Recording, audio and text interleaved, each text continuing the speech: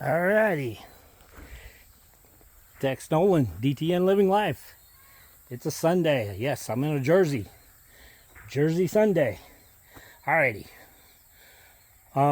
People asked us what do we take on our outings and whatever way you want to call it. Now, what some people don't know is that we are RV transporters. So Lucid Blue, the carb sitting behind me, is used to hook up. Let me get around here. Hook up the jack on the front to the back of an RV, and we transport that RV to somewhere in the United States. Okay?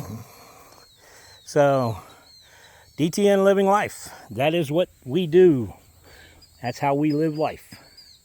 Dawn Tex Nolan, Living Life. It is an LLC, and we transport. Now, when we get done transporting, we go camping. So what do we pack? You see a lot of transporters, they got one bag. Nope. They got a car and they got maybe 4 bags. Nope, not us. They got a tow car, like I was saying, and they got 4 bags. But not us. Now, when we go packing, we carry, let's go down the line here. We have 2 sleeping bags.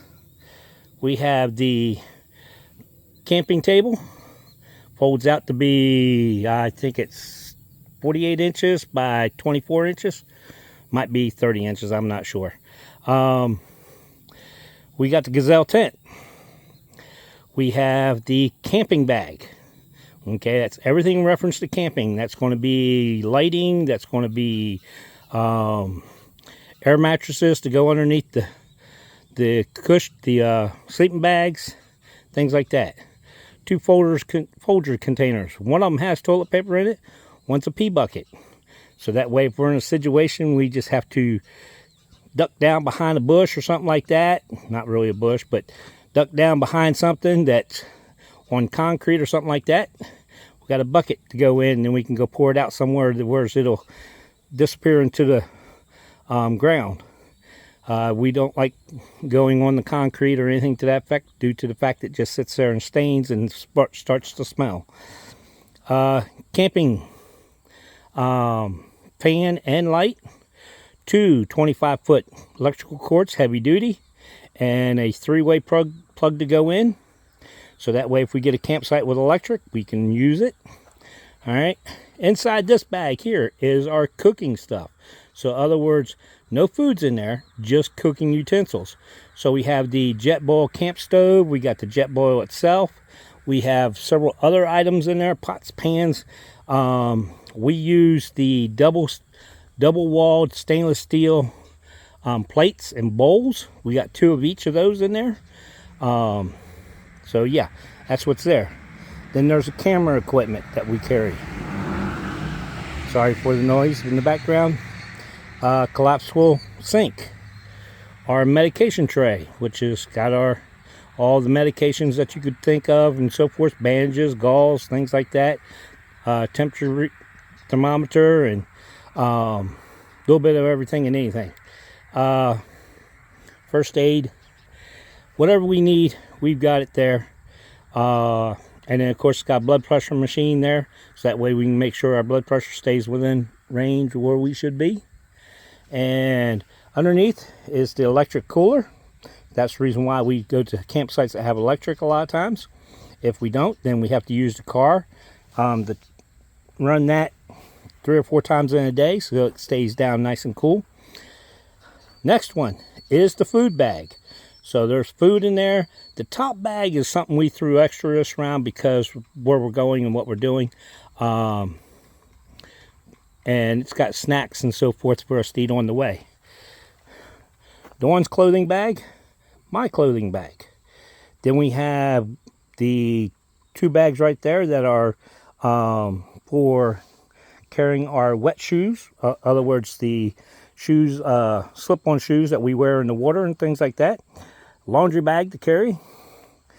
Dawn has a little bit of crafting stuff she carries, so there's a crafting bag. And of course, if you didn't know, we used to own a a Jeep, I can't even say this right, a Jeep, and it's called putting ducks on Jeeps, ducking a Jeep. So in other words, when you see a Jeep, you put a duck on it. It's just a way of saying hello, make people smile. When we went on a cruise, they had it there, so it was called hiding ducks. So we got a bag, and a good friend of ours in Florida labeled it duck hiders, nomad duck hiders, because we're nomads. And my backpack and Dawn's backpack. And the backpacks are mainly a catch-all. Now, where's all this stuff going to go? It goes inside Lusa Blue. However, what we did do is that we took the back seat out. So, therefore, there's a few things in here that's all in reference to work related. We have a safe that carries our documents and so forth, so that way all of our legal documents doesn't get messed up. And it's secure and locked.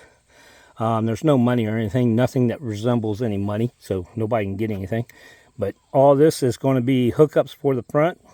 And then tool bag, we've got the Milwaukee tire thing, air blower.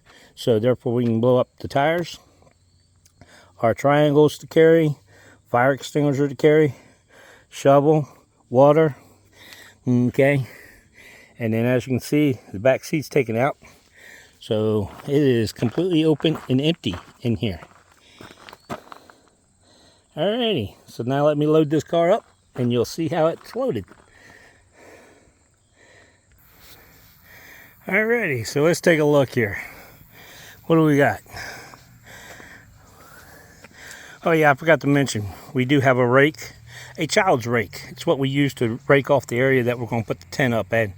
No, because it's not as long of a handle. It's a nice long handle though, but it's not as long as a regular rake, and it's not metal, so it won't puncture anything that we carried in the back here with.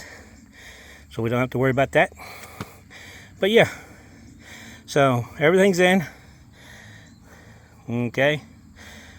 Everything's where it should be. We can literally get into this bag here if we need to get into it without taking it out. The water stuff, no, is there. On this side, we pack Dawn's catch-all bag, then our clothing bags. Underneath the tent right there is a sleeping bag, so that's what's taking up space underneath the tent. Dawn's craft bag, so she can craft as we're driving along. And then the food bags underneath that, so we can get to the snacks and so forth. On this side, we happen to have my catch-all bag. All the camera equipment's underneath of it, and medical stuff's underneath of it, or actually on that side of it, so we can get to it. She can reach across there and get to it if we need to, or I can just get out and come around and get to it. Cooler, which gives us capability to open the lid and get whatever we need. There's some coconut water already in it, but that'll be plugged in and that'll be powered on, so that's how that will go. And everything's in except for us. Now there are a couple things that we are missing, which happens to be our walkie-talkies that we use to talk back and forth. That'll go in our catch-all bags, and there's probably about 2 or 4 blankets and 2 pillows. They're still sitting inside, but as you can see, I got plenty of room to put them in. They actually fit behind the clothing bag, in between the clothing bag and a sleeping bag. I don't think I showed you. There is a sleeping bag that is right back there. So in between that space there, there's plenty of room to pack 2 blankets.